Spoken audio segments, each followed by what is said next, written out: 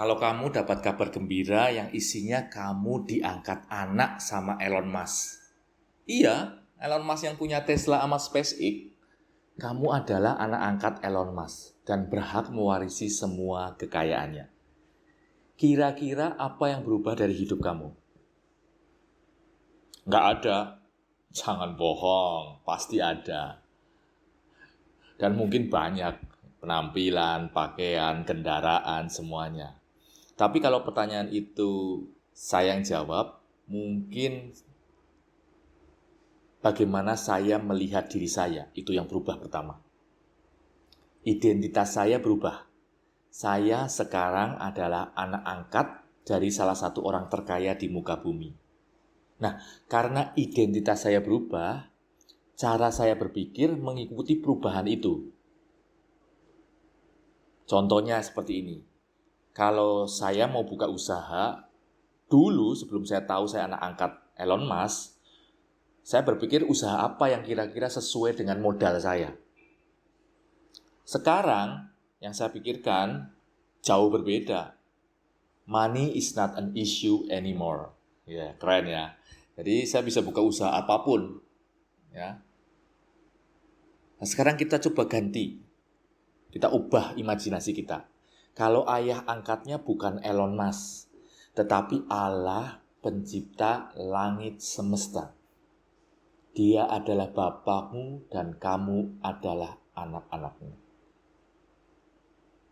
Coba bayangkan itu.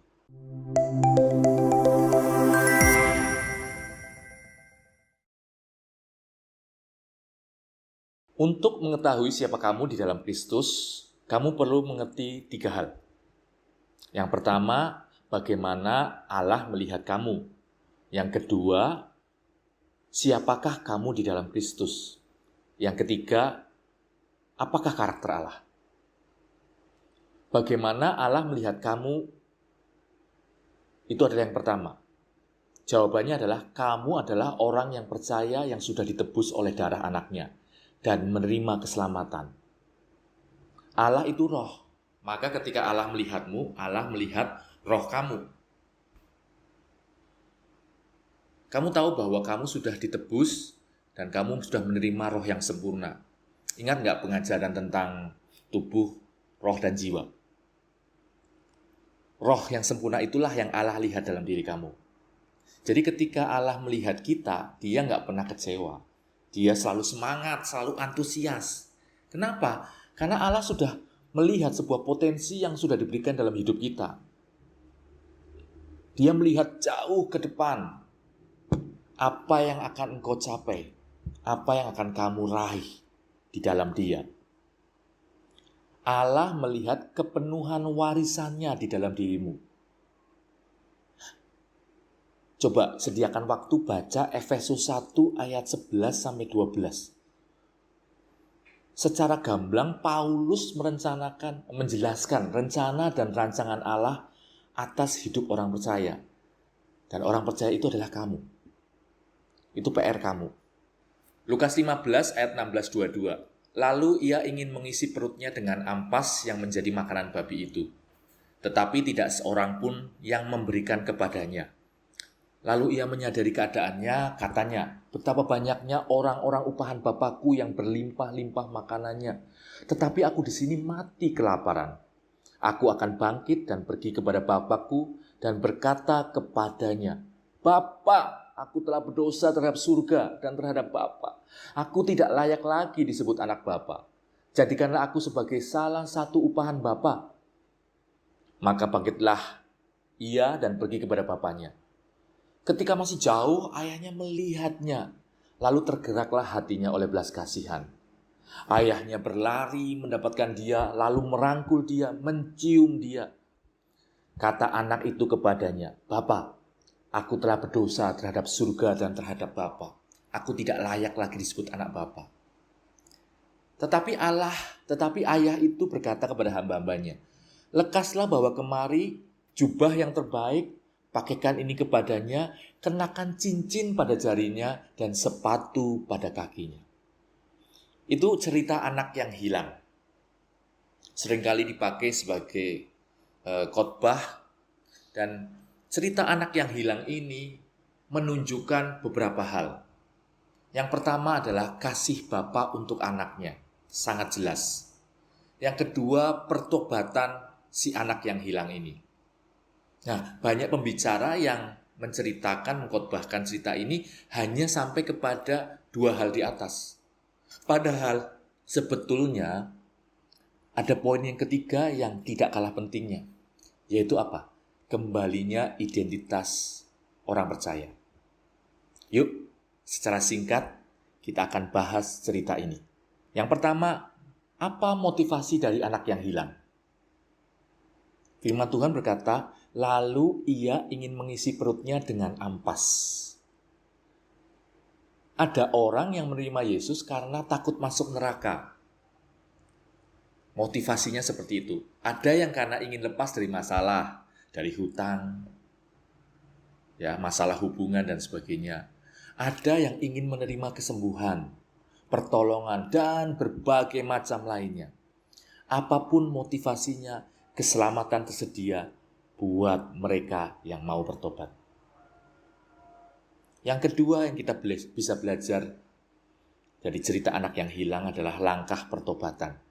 Si anak berkata, aku akan bangkit dan pergi kepada Bapakku. Allah sudah menyediakan keselamatan untuk setiap orang.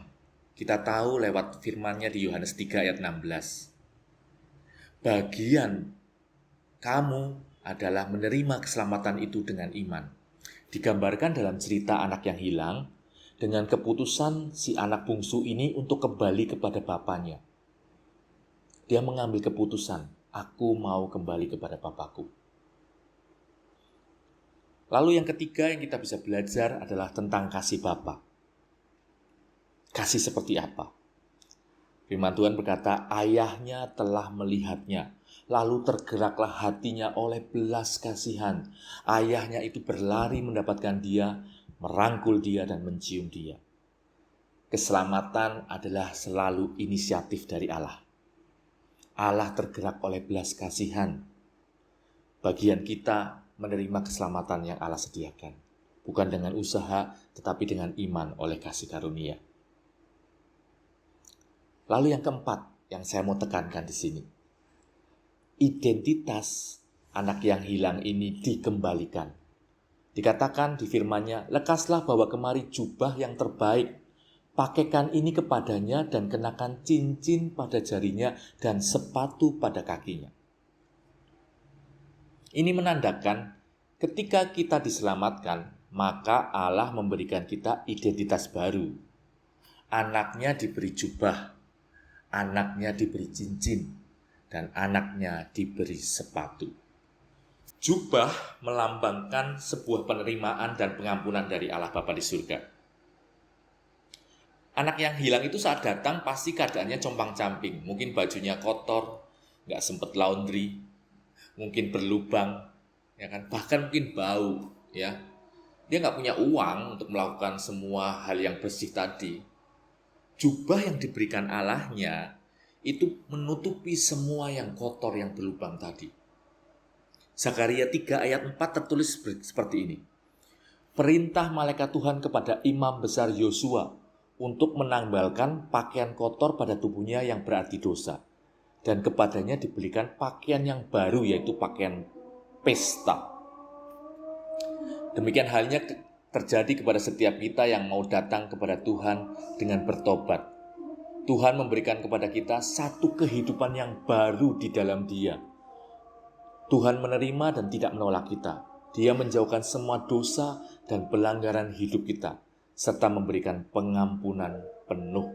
Cincin melambangkan bahwa Allah memberikan kuasa kepada mereka yang percaya kepadanya. Cincin zaman dahulu menggambarkan sebuah kuasa. Nah, pada masa kerajaan, jika ada orang yang mengenakan cincin, apalagi itu cincin kerajaan, itu menunjukkan bahwa si pemilik cincin ini mempunyai kuasa tertentu. Karena cincin itu biasanya digunakan sebagai meterai. Ya. Kejadian 41 ayat 42 menceritakan tentang Raja Mesir yaitu Firaun yang menanggalkan cincinnya dan memberikannya kepada Yusuf. Ya. Nah, cerita anak yang terhilang ini, kita belajar bahwa anak ini diberikan cincin, yang berarti bahwa posisinya dipulihkan, bukan lagi sebagai sebuah hamba, tapi sebagai anak. Dia menjadi anak bapaknya. Lalu, jubah sudah, cincin sudah. Yang ketiga, sepatu. Sepatu berarti sebuah tanggung jawab untuk menjadi saksi Kristus.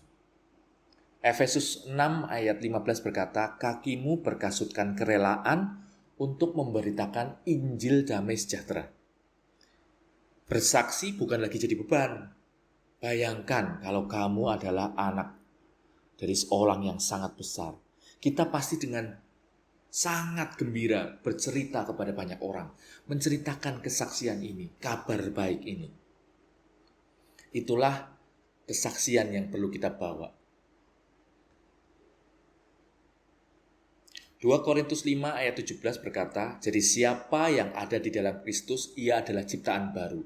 Yang lama sudah berlalu, sesungguhnya yang baru sudah datang. Identitas akan menyingkapkan dan menghasilkan sebuah tujuan. Dan kita adalah orang-orang percaya yang punya identitas seperti ini. Yang pertama, kita adalah anak-anak Allah. 1 Yohanes 4 ayat 4. Yang kedua, kita telah disucikan dan tidak lagi masuk dalam golongan orang-orang berdosa. 1 Korintus 6 ayat 9-11. Yang ketiga, kita menjadi satu roh dengan Dia. 1 Korintus 6 ayat 17.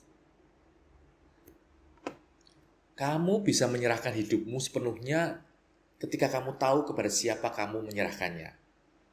Untuk itu kamu harus memahami karakter Allah. Ini yang ketiga, tentang karakter Allah. Rencana Tuhan dalam hidup kita jauh lebih baik daripada rancangan kita sendiri. Kamu akan menemukan sifat dan karakter Allah melalui hubungan, persekutuan yang intim dengan Dia dalam firman-Nya. Tapi kita juga bisa mengenal Allah dari nama-namanya. Nama Allah menggambarkan aspek yang berbeda dari sifatnya. Berikut ini adalah beberapa sebutan nama Allah yang dinyatakan di Alkitab.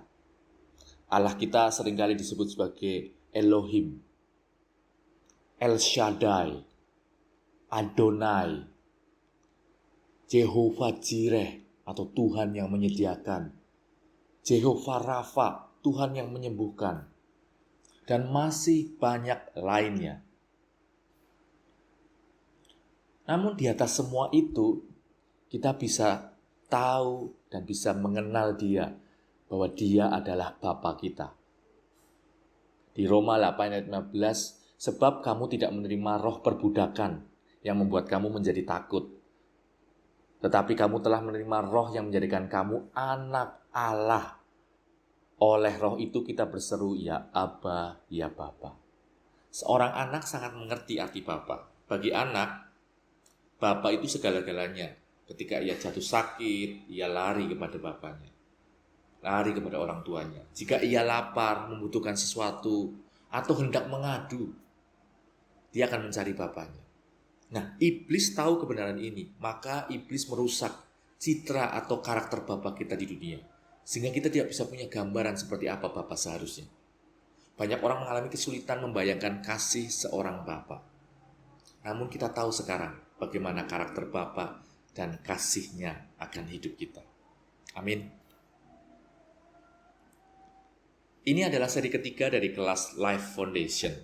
Saya percaya kamu dapat berkat dari sharing ini. Jika kamu merasa diberkati, silakan bagikan ke teman-teman yang lain. Jangan lupa like, subscribe, dan nyalakan loncengnya agar teman-teman mendapatkan update. See you di video berikutnya. Tuhan Yesus memberkati.